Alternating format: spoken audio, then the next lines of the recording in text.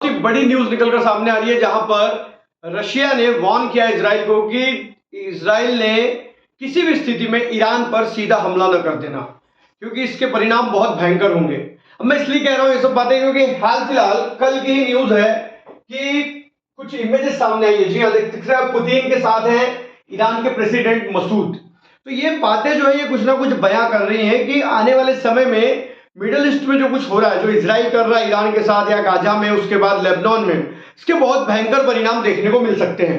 पूरी दुनिया को ये लग रहा है कि Israel is very powerful country, उसके साथ अमेरिका खड़ा है और अमेरिका बहुत ज्यादा ताकतवर है, वो कुछ भी कर सकता है। बट दोस्तों, इसके पीछे एक कहानी ये भी है कि अगर इनके अगेंस्ट में कोई 4-5 देश अगर मिलकर एक आ जाते हैं तो बहुत बड़ा वॉर छिड़ सकता है, और ये बात अमेरिका अच्छे से जानता है। अब 4-5 देश कौन से हैं जो एक साथ आकर कहीं ना कहीं इस युद्ध को बहुत भयंकर परिणाम में और बहुत बड़े लेवल पे ले जा सकते हैं। तो देखो, हाल फिलहाल रशिया के जो अधिकारी हैं, जो बिल्कुल पुतिन से समकक्ष अधिकारी, बिल्कुल उनके नीचे वाले बोल सकते हैं हम, उन्होंने वार्निंग दी है इजराइल को कि तुम ईरान पर डायरेक्ट हमला मत कर देना, है ना। तो ये बहुत बड़ी न्यूज है। तो Russia said to be deliver advance air defence to Iran as Tehran top. अब देखो, रशिया कह चुका है कि हम एयर डिफेंस की डिलीवरी कर रहे हैं ईरान को, हम ईरान को जो भी मिसाइल्स लगती है वो दे रहे हैं, है ना। अब कई लोगों के मन में आएगा कि रशिया कर क्यों रहा है ऐसा, क्योंकि एक तरफ जहां यूक्रेन के साथ रशिया का युद्ध शुरू हुआ है और यूक्रेन को यूरोपियन कंट्री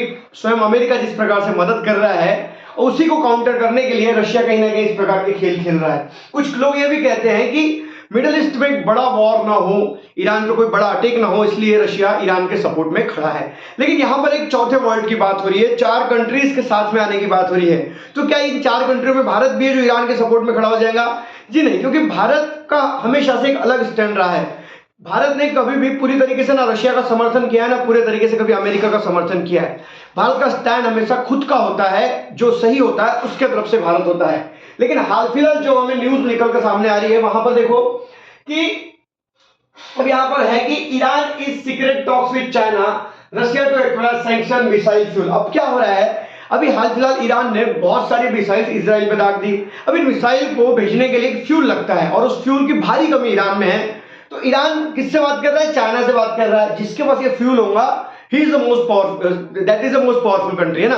तो ये फ्यूल की जो कमी है, ये फ्यूल की कमी पूरी करने के लिए चाइना से टॉक कर रहा है। अच्छा, दूसरा, China buys nearly all of Iran oil export. जितना भी ईरान ऑयल बेच रहा है वो खरीद कौन रहा है? वो चाइना खरीद रहा है। अब चाइना के ऊपर बहुत सारे सैंक्शंस लगाए अमेरिका ने, लेकिन वो उसको कोई परवाह नहीं है, चाइना को कोई परवाह नहीं है कि उस पर कौन से सैंक्शंस लगाए जा रहे हैं, क्योंकि उसकी जो नीड है वो ईरान से पूरी हो रही है। और चाइना ने अपने यहाँ पर बहुत बड़ी मात्रा में ऑयल को रखा है ना, स्टोर करके रखा है, तो उसके काम का भी है। और अगर उसके ऑयल साइट्स पर, ईरान के ऑयल साइट्स पर अगर हमला होता है तो चाइना कहीं ना कहीं इंटरेस्ट दिखाएगा, क्योंकि उसमें उसका नुकसान है, बहुत बड़ा नुकसान है।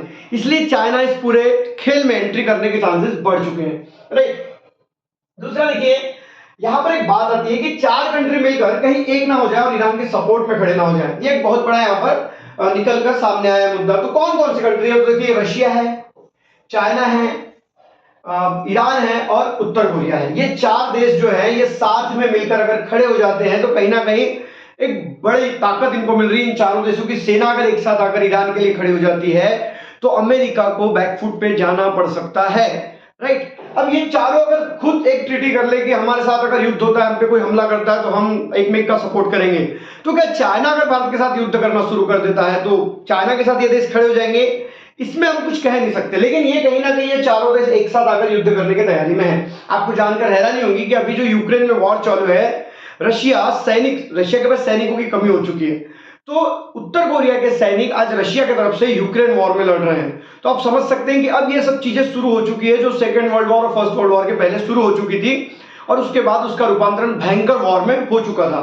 तो हम उस फील्ड में आगे बढ़ रहे हैं। अब देखिए, यहां पर Iranian ambassador of India Iraj Elahi, इन्होंने क्या कहा है कि India can be more active, convince Israel for cease fire.